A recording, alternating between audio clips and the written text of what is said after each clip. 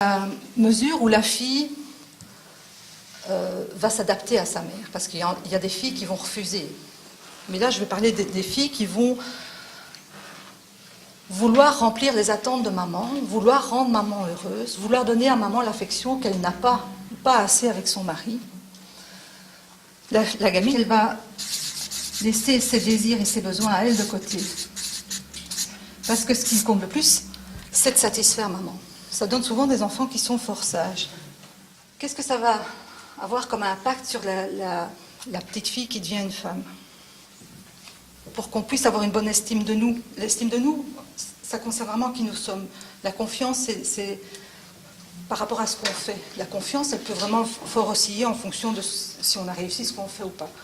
Un des problèmes qu'on a, c'est que souvent, quand on rate quelque chose, on le prend au niveau de notre estime de nous. Et la honte a à voir aussi avec l'estime de soi, avec notre identité. La culpabilité a plus à voir avec ce qu'on fait ou ce qu'on ne fait pas. Donc, ayant été aimée par sa mère de façon conditionnelle, elle va manquer d'estime d'elle-même. Elle va rester fort dépendante de l'extérieur pour avoir des signes de reconnaissance. Je vous ai dit qu'on en avait besoin, mais il y a des gens qui en ont plus besoin que d'autres. Ça, vous pouvez le voir. Il y a des gens aussi qui ont beaucoup de mal à s'en donner, parce que c'est une des manières d'avoir des signes de reconnaissance, c'est de s'en donner à soi-même. Et elle va avoir des difficultés à croire qu'on puisse vraiment l'aimer pour qui elle est de nouveau. Elle va, dans sa vie, en faire beaucoup. Et être beaucoup dans s'occuper des autres. Être vraiment dévouée, parce pour elles, c'est la seule manière qu'elles ont trouvée pour pouvoir être aimées. Quelles conséquences ça va avoir dans leur couple si elles se mettent en couple? Comme elles ne sont pas connectées à ce qu'elles veulent et à leurs besoins ou à leurs désirs, elles vont chercher plutôt à satisfaire les besoins et les désirs de leur mari. Et elles vont chercher à plaire de nouveau soit par la séduction, soit par le dévouement. Et donc elles sont un peu comme ça coincées. En même temps, elles veulent faire plaisir à leur mari et elles ont une tendance à dire mais je vais faire comme tu veux. Et en même temps, elles ne veulent pas être sous la coupe du mari. Donc ça va donner des femmes qui sont à la fois soumises, mais en même temps, elles vont garder une distance avec leur mari de peur de s'y perdre trop. Voilà, ça c'est le cas où la fille accepte de répondre au rêve idéal de maman, que sa mère se réalise à travers ses enfants et notamment à travers elle. Maintenant, juste 2 mots sur ce qui se passe quand la fille refuse de s'adapter. Elle va avoir des tas de manières de le refuser, mais il y en a une que je trouve qui peut vraiment attirer notre attention, c'est que la manière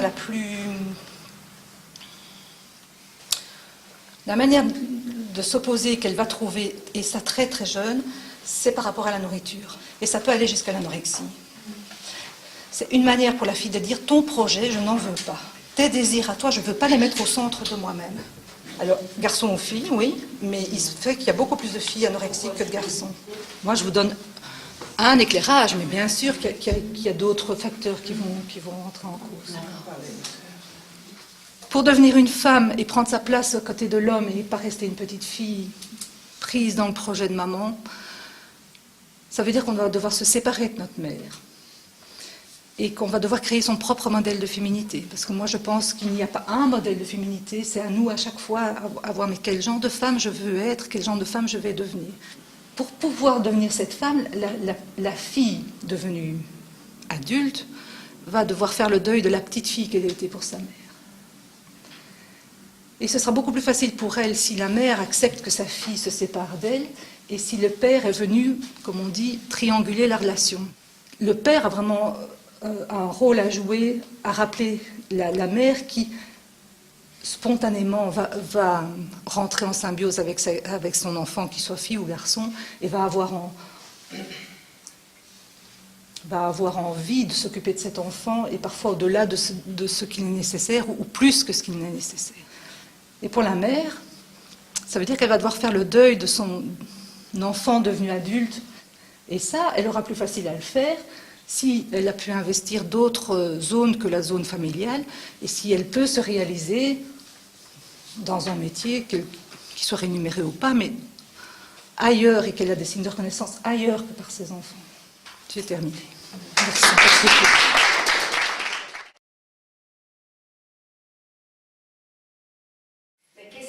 Qu'est-ce qui est un peu impliqué quand, dans l'image qui est véhiculée du père absent, il n'y a que du négatif? Quand ce père absent est l'image véhiculée, l'image d'un monstre, quand la petite fille ne peut pas s'identifier à un idéal.